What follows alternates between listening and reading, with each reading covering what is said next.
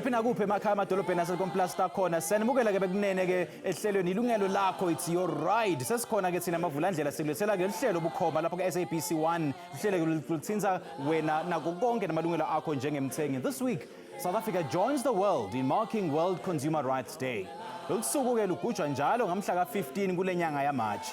Asesingene ezabeni yethu ke bekunene kuva ukuthi ke la eNingizimu Afrika sesihambe kanganani ngekuhlonipha nekuvikela amalungelo yabathengi.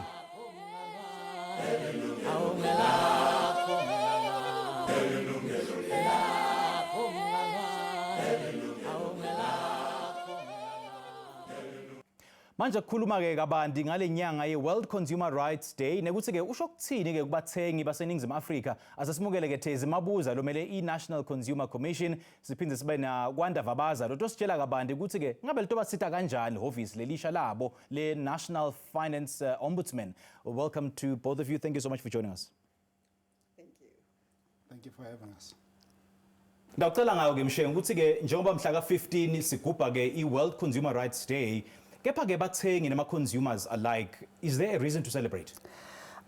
Ngibona ngazuthi kubathengi kukhona vele lokho lesingakucelebrate ngoba sibona ngazuthi sesihambe umgamo wabamutse because sibenawo ukushintsha kwemithetho sibenako futhi nekukhula kwemahhovisi ethu njengoba bona nje ukuthi njengekukhula kwethu siyakwazi ukuthi sisebenzisane nama-provincial consumer affairs offices sisebenzisane nalamanye ama-regulators kanjalo kanzi futhi siphindze futhi saba imbumba singema-regulators lawa lekavikela abathengi ukuthi sihlangane under the Consumer Protection Forum kwendela ukuthi nasifika emalangeni la kanjengalawa sihlangane sikhulume ngavilinye ma regulators lokho kwendela ukuthi wena njengemthengi nangabe awuvisisi ukuthi maybe lesikhalo sakho singabe siku Consumer Protection Act noma ngabe siku Financial Services then siyakwazi ukuthi ngalesikhathi samanje nasihlangene sikwadi ukuthi nangabe sihlangana nawe umunye siyakwazi ukuthi sihlale nawe phansi sicazulule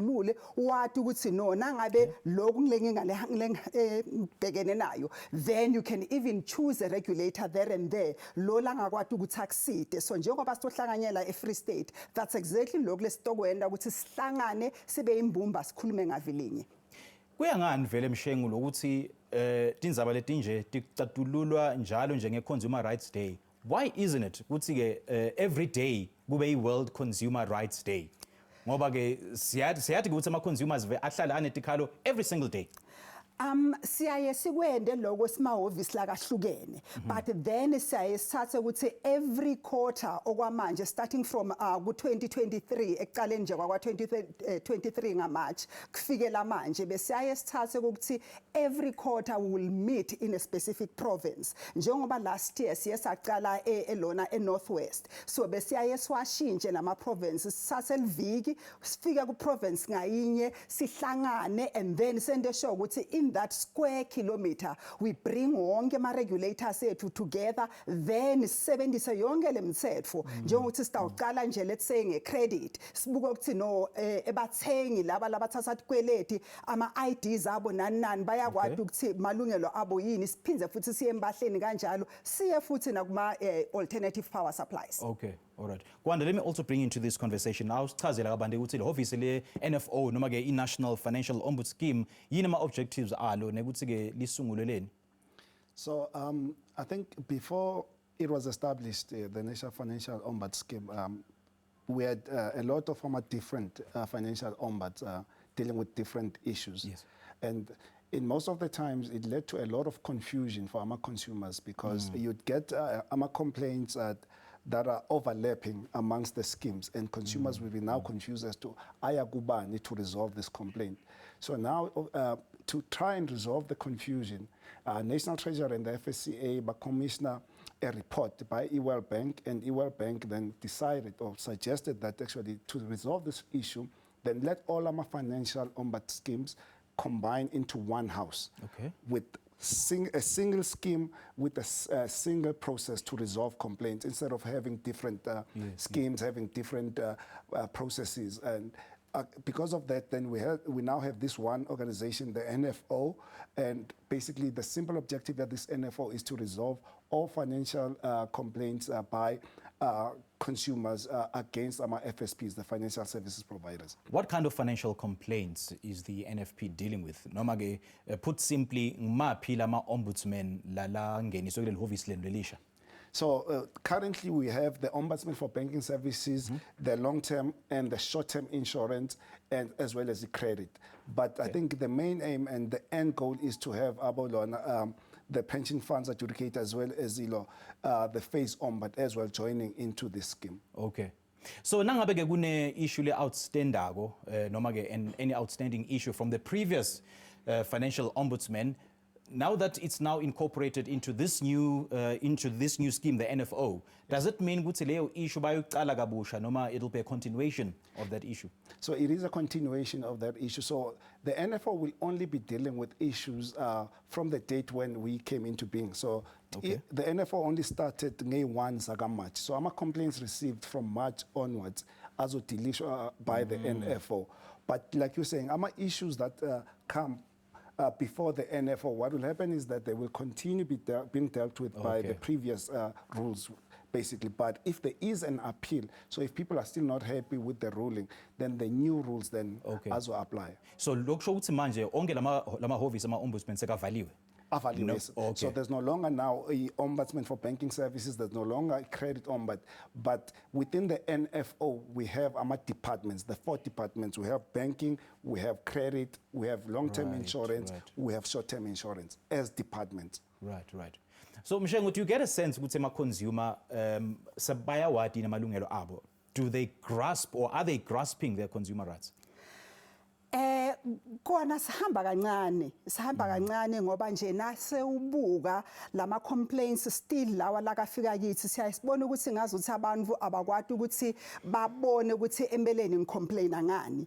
Lokhu ngisho nje njengoba kwanda bekasakhuluma ukuthi umuntu uthenga imova and then aphize futhi athenge ne warranty angathi ukuthi nangabe then abantu be warranty abayilungisi le mova, then where do I go? Kusho ukuthi then baya understand ukuthi bayakwati complain but about ukuthi how to decipher noma ayihlukanise le complaint yakho ukuthi kune mova kune warranty. Kanti futhi lekhona lesikubonako especially kulomnyaka lo khona njengoba siqubulo sethu sithi a safe product, safe consumers. Lokuthi sithathe lesiqubulo ukuthi besifuna ukuthi futhi silethe kubathenga emakhaya ukuthi especially nasikhuluma ngema products njengekudla ema rights akho aqala kuphi njengoba na ungadi ukuthi ngithengile kumele ngibe ne receipt nase lempahla imoshakele awukwati ukuthi exercise ama rights akho. So siwati nje ngokuthi ngine right yokuthi ngabuyisela impahla emuva, but asate ma obligations lokuthina njengabathengi kumele sikwende like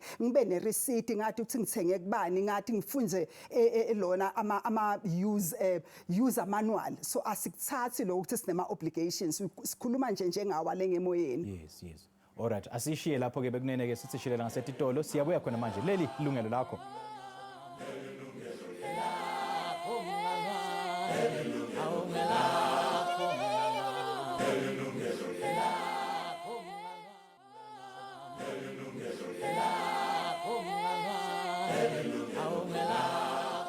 Sanibukela futhi ke bekunene khumbula ukuthi incingo tethu setivuliwe ukuthi ke nawe ungaba ingcenye yenkulumo yethu namhla ungashayela icingo khona manje ku 0117140671 noma ke 0117140672 ungasithumela futhi ne WhatsApp ku 060 844 9857 060 844 9857. Ungasithumela futhi ne-email ku consumer@sabc.co.za uphindze usithinze futhi ke ku Facebook. Namhla ke sikhuluma ngemalungelo ebantu njengoba nathi ukuthi ke mhla ka 15 March kule nyanga lesetulu it's World Consumer Rights Day. Ingabe ke iSouth Africa noma ke iNingizimu Afrika yona iyawahlonipha yini emalungelo ebantu nekuthi sesambe kanganani ekutheni ke emalungelo ebantu ke noma ke in particular consumer rights ahlonishwe. And just picking up on that point, I want us to go back to the point you made earlier on ukuthi there's been a slow progress in terms of enforcing some of the consumer laws. Nekuthi ke sihamba kancane ekutheni emalungelo ebathengi ahlonishwe. Kuyangani lokho nekuthi lihhovisi le NCC lona yini tendo lebatendako in terms of sensitizing people about consumer rights? Are you posting it on billboards, radio adverts, newspaper adverts? Yini kahle kahle lehhovisi kwendako? Lokho lesiqale kukwenza ukuthi sende show ukuthi siqala kuse endasi especially kubafundi siyaye last year nje kuphela sibe nema MOUs noma tivumelwane nema university lemathathu ngikhuluma ngaye i-University of the Free State ngikhulume nge-University of Limpopo ngiphinze futhi ngikhulume nge Eastern Cape lokho ukuthi sithathe ema rural provinces ukuthi what we are also doing ukuthi sithathe labafundi sibende especially in terms of corporate investment responsibility ema university around lama communities lawa lekahluphekako ukuthi sebenzise ama law clinic abo ekutheni aba extend bafundise ebathengi especially around their catchment areas kanzi futhi nalama university students what they become ama ambassadors when they do ama mock courts wabo because kanyeni siyesibone ukuthi especially now ufika kuma courts and all that labantu laba lesebenza nabo especially kumnyango kuma provincial affairs offices basuke bangavisisi kahle ukuthi nasiya se appear before I court then sifuna ukuprotect amthengi then yimapi noma in preparing ama documents akho before the tribunal what evidence do you need and all that ukuthi no sibafundzise nabo ukuthi nabafika ku tribunal and present a case let's say uthenge imova what else do they need? They will need let's say offer to purchase. They will need a receipt ekutheni ubhadala malini ku insurance and all that. Nangabe le moto bewuyiphinzisele emuva do we have evidence yokuthi supplier ngempela walile na ukuthi ayithathe le mova noma ayilungise. Kanti futhi lesiphinze futhi sikwende ukuthi siyaye futhi concentrate kuma small businesses especially youth and women owned businesses sibafundzise ekutheni ema rights noma ema obligations abo njengebathengisi noma ama manufacturers maphi noma ema will say ama regulations imithetho kanye futhi nama protocol lele kumele bayilandzele nangabe bakhathi impahla kanjalo nema rights abo nangabe benda what we call they enter into a contract with you so educate abo soma business educate ama consumers kanzi futhi nama consumers in general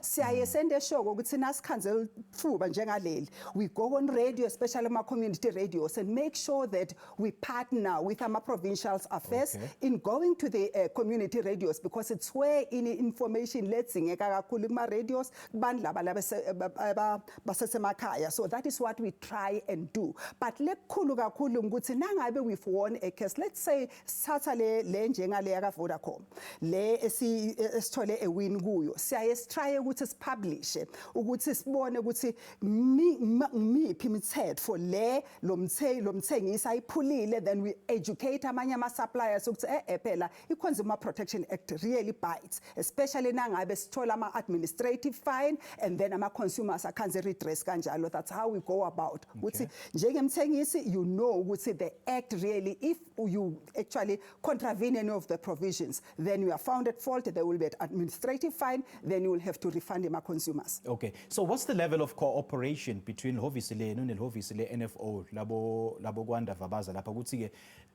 and the previous ombudsman, did you see an overlap of EMA services between lama hhovisi lama ombudsman lalasa valiwe naleli hhovisi lenu? Yes, we did a lot of isbenawe ema overlap lamanyeni especially nangabe angithathe nje bekhona indot ema credit where in one supplier just decided ukuthi yena will give abanye ama credit and then in that case akekho registered as a credit provider. What they will do is ema consumer ta complain ku credit ombud then sina ne credit ombud because together si njengoba sisho sithi siyimbumba would actually now saying ema complain la kangaka but nase ngibuka ngazo ukuthi akaweli kimi and then we will transfer ema complaint isikhulume ngawo and even ema investigations will do that together. Ngitamniketa nje sibonelo sinye we had a supplier or one what we call a fraudulent scheme against Edwin Litopa, one of the guys that was really operating a fraudulent scheme. We have actually through the CPA with the assistance of financial services regulator what we did is we got sina njenge-CPA siyavumeleka ukuthi we can apply if muntu aphule i-CPA and then use ama-services alabanye bantu njengama i-financial ombuds kanjalo. Then together Tina will get that preservation order, but then they will continue on their side by investigator. So siyasitana, but then even nanoma sesikhuluma nebathengi nangabe kukhona njengoba siya nje kuleli viki leli siya kulo njengoba sisho sikwenda logo once a quarter, then we talk together in one voice sithi kumthengi, this is what we have bought, you've bought this product, sina siqala la sifike la, and then bona ba continue. So ilendlela lesizama sisebenzisane ngayo. Okay. Now, Wanda, what are some of the common issues that your office has had to deal with, and especially touching on the previous ombudsman? So I think into ebalulekile just to make clear ukuthi the same old issues that besidila ngawo, we're still dealing with them namanje. So the issues, long-term insurance, short-term insurance, credit ombud, the ombudsman we're dealing with, now today sisadila ngazo. So some of the most issues, Tina, for instance, the banking ombud, were obviously fraud, issues of credit. That again, I think the credit also overlaps with the credit ombud. So we'll deal with abantu not understanding, for instance, the contract abangene kuyo, now the service providers, the FSPs, people not understanding that, for instance, the fees, the charges, and the interest being charged with contract, thinking what the FSP abaropa. But when you go back and look at the contract, everything is there. Everything was explained. And then on the insurance side, we know for a fact that the issues were obviously people being declined. Claims are being declined. We saw a lot of those, and people obviously complaining as to why is my claim being declined, and not understanding that if there is any declining that is done by ends up because of our terms and conditions. So if you go and read the contract, you will see what there are exclusions. Like these are exclusion clauses. I show you if obviously you claim and that claim falls within one of these exclusions, then we will not pay you. So we saw a lot of those. And they also saw people, policies are lapsing. So because they're not paying. And people, they only find out to claim, I would to say, now I want money for a funeral cover for whatever, and find out at that time, let's say lapse policy because you were not paying. So, and those are the issues that our offices deal with. And speaking of overlap that you just mentioned earlier on, what if there's an overlap in terms of some of the services that are rendered by the different ombudsmen or other different departments under your ombudsman? Will it not delay an issue that has been brought by a consumer? So kudala, yes, there used to be a delay ngoba besizoyithola thina as the ombud, and then umuntu ahlale siso kwi-bank, and then i-bank takes, for instance, let's say 15. The first is 20 days, then they take 15 days, which is a month. Then they come back and say, this is outside of your jurisdiction. Finally, with insurance. That is after a month. But now, all that obviously, it's gone away. Because now, as soon as told, whether it's an insurance, it's a banking, so within the department, this is your part. You will deal with the insurance part. Tina, whilst we're busy dealing with the banking part, and then just compile one report as we are with consumer. So there's no longer delays. Got you. All right, asishiye lapho ke mbukeli sizeke shelele ngasetitolo. We'll be right back. Leli Yilungelo Lakho, don't go away.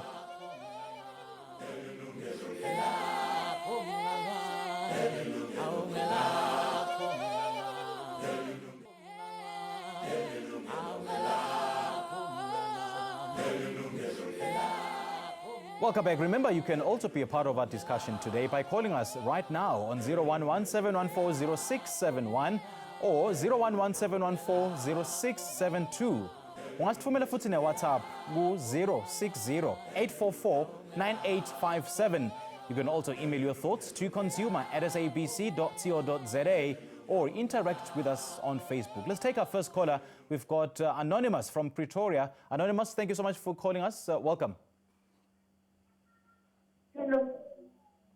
Hello, Anonymous. Welcome. Thank you so much for calling. I don't understand English. You don't understand English. Okay, you can speak whatever language that you're comfortable. Kunesitolo engaboleka kuso imali ingange-8,000. Manje le shop le imali yakhona yethu ngiyayibhadala njalo ngenyanga oma-500. Yeah. Mara yethu imali yakhona. Angazi Okay, ngicela uphinze futhi lo mbuto wakho mama. Lize Ngicela uphinze lo mbuto. awuzwakali yakhoshozela. Okay. All right, no siyabonga, at least sesiwutfolile ke lo mbuto wakho. Thank you so much for your call. Siyabonga kakhulu kusishayela ke dini interview kithi takuphendvula khona manje. Anonymous ngiyathemba ukuthi nivile lo mbuto wakhe. Ngiyacela ngawe Mshengu. Yebo, lokho sesila kakhuluma ngako ngicabanga ukuthi i-credit ngoba uboleka imali and then ngoba bafaka i-interest ubona ngazuthi le capital debt ayehli. Ngidacela kwanda kuthi amsite lapho. Okay, kwanda ungamsita kanjani? Yebo, I think oqala nje ababukeli fanele understand ukuthi it is important baboleke imali kuma FSPs are registered ne NCR futhi na FSCA, the Financial Conduct Authority. Very, very important. And also Before uqhubeke sibona kanjani ke ukuthi ke i-service provider i-registered? Where do we check that information? Fortunately, kuzitoro, those that are registered, it is a requirement that mawungena nje store there needs to be a sign ebhaliwe lapha, sort of a certificate eshoyo ukuthi they registered service providers with the NCR. So there will be that certificate. It is a requirement that they need to show it for everyone to see it, the public. And then usisi utuboleke 8,000 and the skoloto asehli. Now, I'm not sure ukuthi usiboleke kubani, whether the person is registered or not.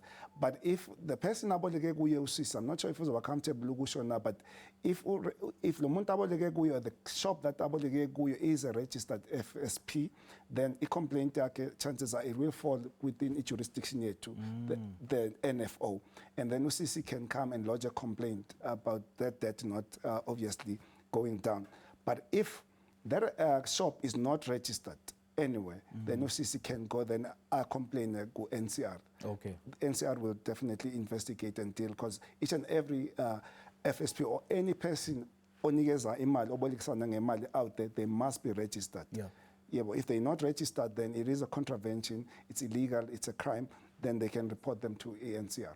So nangabe i-consumer ke ayijabuli ngesinqumo senu noma nge-decision let's say i-NFO, ngeke bese kwente kanjani? Noma ke office lenu, is it an office of last instance noma likhona office lelingetulu kwenu? So fortunately, so now a process, there's an appeal process that is available to our consumers. So isebenza kanje, so Tina, we will investigate, and then if abantu abekho happy nga i-ruling yethu, then bangaya ke bafile bayibiza a leave to appeal i-ruling leyo. So that leave to appeal is then heard by ILO. There's a three retired judges, a panel of 3 retired judges who are then handling the appeal tribunal yethu. So they will consider their application for leave to appeal.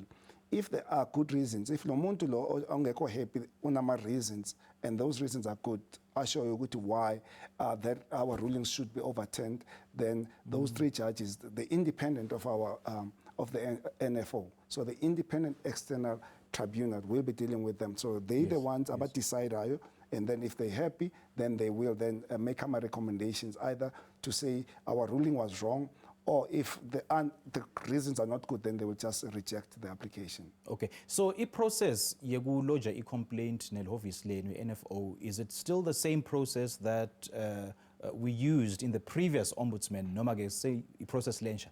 So today, so we've compiled one process for all the ombuds.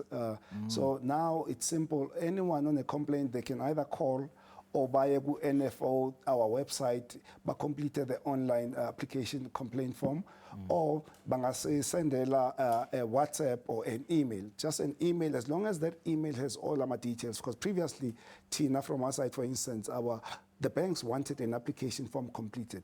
But today, with the new process, there's no need for an application. As long as you send an email or a WhatsApp, and it has all the details, your ID number, the account number, so all that information, if it's insurance, the policy number, if all that information is there, then Tina sees a formal complaint and or a referral, then sees go bank or go the other participants. We now call them participants for them to consider the complaint. And I want us to talk about the office, the complaints, the NCC. Are you seeing a growth in terms of the improvement of services that is rendered to consumers or whosoever is using that office? From our side, in terms of services A2, aye ashintshile ayakhula abangconywana. Ekuqaleni ke bekusatha almost 60 days, or let's say uma ngabe ufile i-complaint namhlanje, because yonke info beyi-manual. Bewufila and then usithumelele yona nge-email, and then from there we'll open the email, check ukuthi konke kukhona, then acknowledge. Ekwamanje lokhu lesicela kuwe njengemthengi emakhaya usibukele, please you go to our website yethu. Noma unganayo nje i-complaint okwamanje, create i-profile ngoba ungumthengi. So nase unale profile, what you would do, you will simply use your ID nangabe ukhohliwe, then log into our website, and then we will give you a new password. Every time une complaint, all you do, you only do a profile once. Now une complaint, you simply, even nange phone yakho manje ngoba sodoba unale profile, you simply complete ukuthi no ngithenge kubani ngathenga loku, and then uphinze futhi uattach nesithombe sale proof of purchase, and then once uyitholile, then what it will do, automatically it will give you a reference. Ngale reference then utabe sewuyalandzela ukuthi no i-complaint yamanje seyilana bacedzile ku-analysis, manje sebangithumelele seyiku-investigation, and then nangabe vele njengathi nangabe at the end siya investigator sikhanza kwekuthi ungazi ukuthi thina ngeke sihambe siye ku tribunal on your part, to issue lokho lesikubita kuthi non-referral. Kithi ke nas issue non-referral kusho ukuthi thina njengemnyango asibi ema prosecutor on your behalf, asibi ngummeli wakho. Utothatha ke wena le non-referral bese uyadiyela wena ku tribunal. Nale bunye bufakathi le maybe sitakutshela nje nase issue le non-referral ukuthi no si issue non-referral ngoba let's say i-complaint yakho it's above 3 years, noma asinabo bufakazi lebwanele kokuthi thina njengemnyango singaya ku tribunal on your behalf, sesikuniketa ama reason, so sewena utawulungisa nangabe uyafuna kuya phambili bese uyachubeka uya tribunal uyadiyela ke. Before ngilodge i-complaint ukhulumeke nge-profile lekumele ke ngivule ke online, yini kumsebenzi wale profile nekuthi siphocelelekile yini kuba nale profile ngalama magama ke ukuthi ngeke ningiside yini if le profile ingenayo? Kukhona lokho lesikubita ukuthi know your customer, know your client. So nangabe ngifuna ukukhuluma ngecomplaint yakho, ngifuna kwathi ukuthi ungumthengi, because i-Consumer Protection Act iyakuvikela ungumuntu lo natural, iphinze futhi ikuvikele na ungisoma business lomncane lone annual turnover yaka 2 million. So that would mean that wena now file complaint isifuna kwathi kuthi ngibani ungumuntu, because even our Consumer Protection Act it's clear, ithi umuntu lo kwathi ukuthanga complain akube natural person noma kube business. Lokho lekwende ukuthi sifune ukuthi create ama profile ukuthi ebantfu bethu bebanabo ubuvilanyana nje lobuncanyana kusebenzisa ema lawyer na ubuda ukuthi no ubhadala I lawyer whatever client services lo ibhadalako bese uyakubo bathi no we even offer to you lona ikucazulule ama complaint wakho i-Consumer Protection Act, but githi ufika mahala sikwendela konke lokho mahala siphinze siye tribunal mahala mara uphinze futhi wena ubhadale emmeli lola kangavisisi ukuthi ucomplain ngani yena uvele nje abe liboss, so sifuna kwathi ukuthi sikhuluma nabani ngoba kwende njani. So the only person that complains is a natural person noma soma business lo below 2 million turnover yakhe. Okay. Yeah, go ahead. As well, I think Tina, from our side, natural people as well as businesses, but with the business, the turnover, the annual turnover cannot be more than 10 million. So if it's 10 million below, then investigate those complaints. And then if it is a natural person and they're claiming 5 million down, then yes, we will have jurisdiction. We will handle those complaints. Then, turnaround time yenu normally iba sikhathi singanani nje? So our turnaround times normally depending on how complex the case is, but and obviously depending on the very different departments. So long-term, for instance, long-term insurance issues, they normally very complicated and take longer. But with the credit banking, so our aim is to resolve all the complaints, if they complicated, this within 4 months. If they're not complicated, then with 30 days or so. Right, right. Yes. KYC, which is a very very important component in terms of solving a consumer issue, in terms of understanding the consumer and understanding the issue. So just how user-friendly is your office or your services that you offer?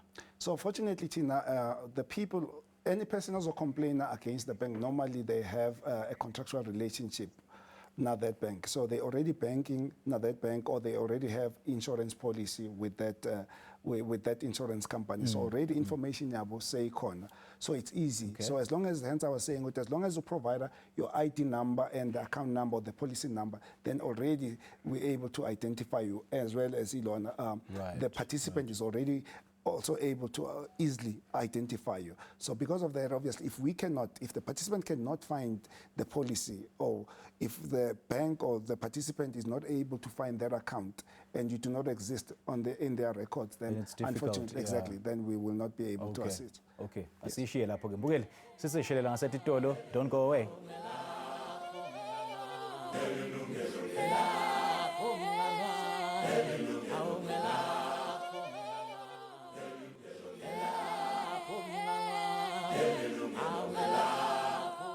Sakumola futhi mbukele ke 0117140671 0117140672 leto ke tincingo tethu talapha e-studio ungasishayela icingo khona manje ube ingcenye yenkulumo yethu namhla ungasithumela futhi ne-WhatsApp ku 060 844 9857 ungasithumela futhi ne-email ku-consumer@sabc.co.za noma ke usithinze ku-Facebook khona manje. My iPad is ready to read some of your Facebook messages. Namhla ke sikhuluma ke Consumer Rights Day nekuthi ke ingabe sesifike kanganani noma sihambe kanganani lapha eMzansi Afrika kuhlonipha emalungelo eluntu namahlonipha emalungelo ebathengi. Siphindze ke sibuke nelehhovisi le-National Financial Ombud Scheme, which is a consolidation of the different or the previous financial ombudsmen. Sinakwanda Vabaza from the NFO, kanye na Magethe Mabuza from the NCC. Mshengu ke, the misconception is that lihhovisi lenu, since it advocates for rights of the consumer, noma ngabe i-consumer wrong in a particular consumer issue, nitawurula in the favor of the consumer. That is one gross misconception. Ingabe ni deala kanjani ngena lendzaba leyo? Sina ke we are, besides nje ukuthi simele bathengi, so ekumele nabathengi ngilapha lesiba proactive khona nasikhuluma kukhona lokulesikhuluma ngako ukuthi siba proactive njengale khathi sikhuluma ngema scams, sikhuluma ngema product recall ekutheni your safety and all that.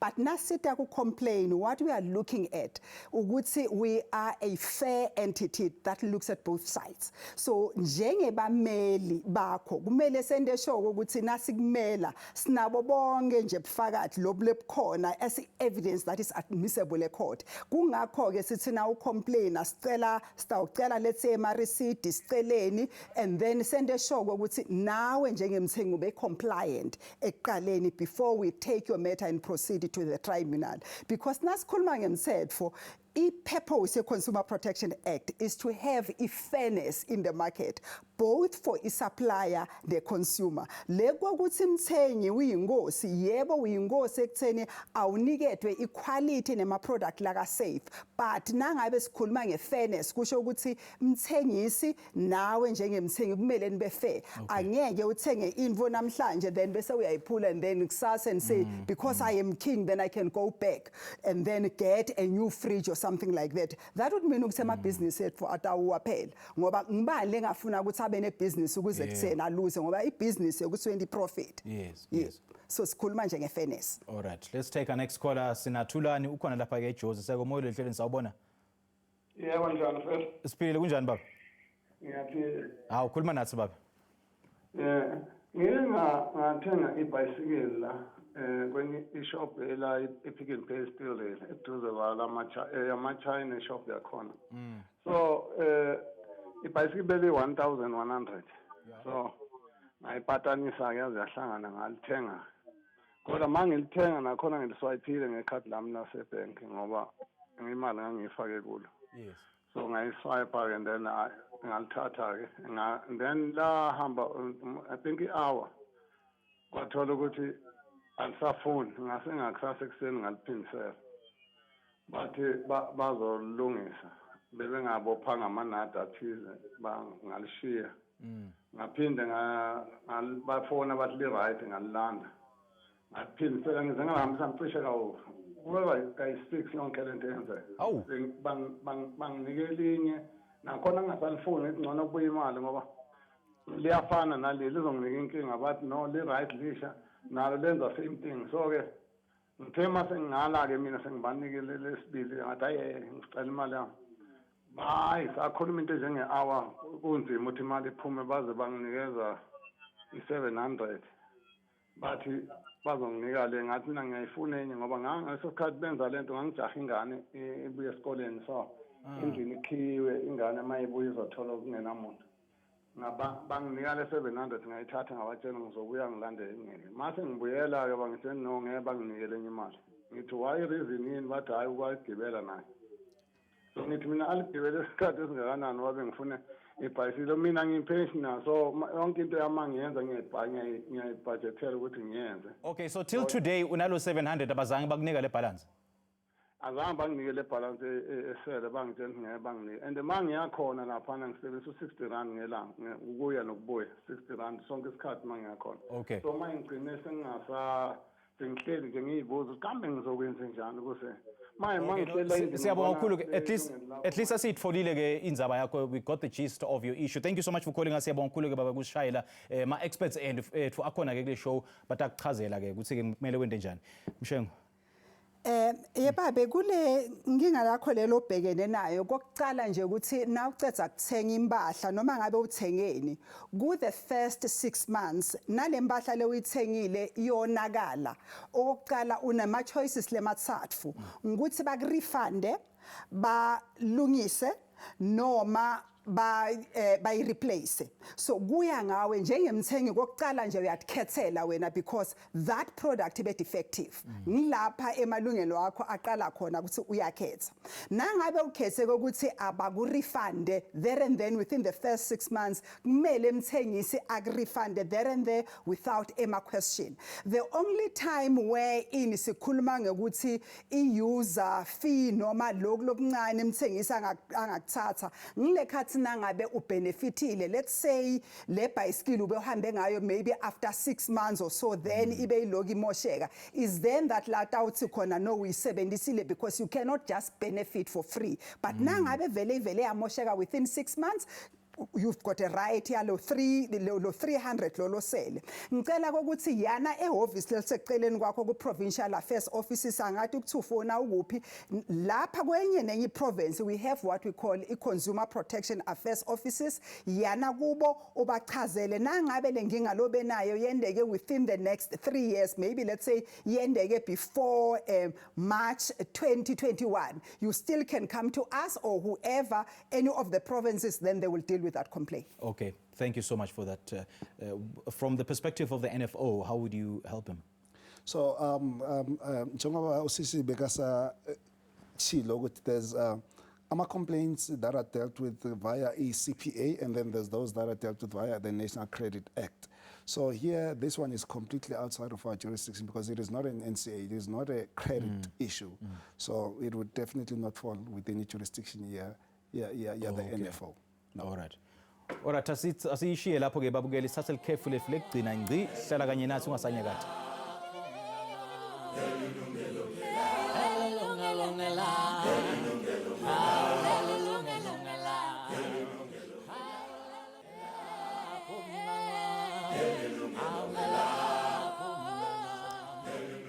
Welcome to our final segment. Siyaqhubeka futhi nenzaba yethu namhla ke ngelishwa ke tincingo tethu setivaliwe for the day. Now, Wanda, I want us to talk about some of the gains and the challenges that you've seen in the consumer space, and especially in terms of conflict resolution between service provider and consumer.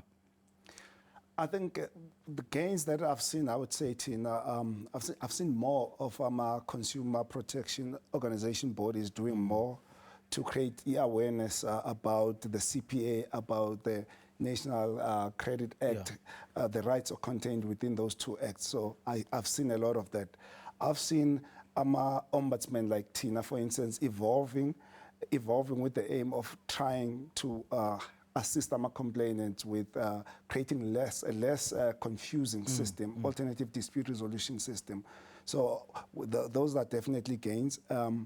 again, I think there's more awareness. I've seen that from our side, the ombuds, we're doing a lot of awareness to assist our consumers, whether it's through our press releases, through social medias. There is a lot of awareness, and again, taking into account our cases that we've dealt with, we see our learnings from those cases to say, for instance, a prescription.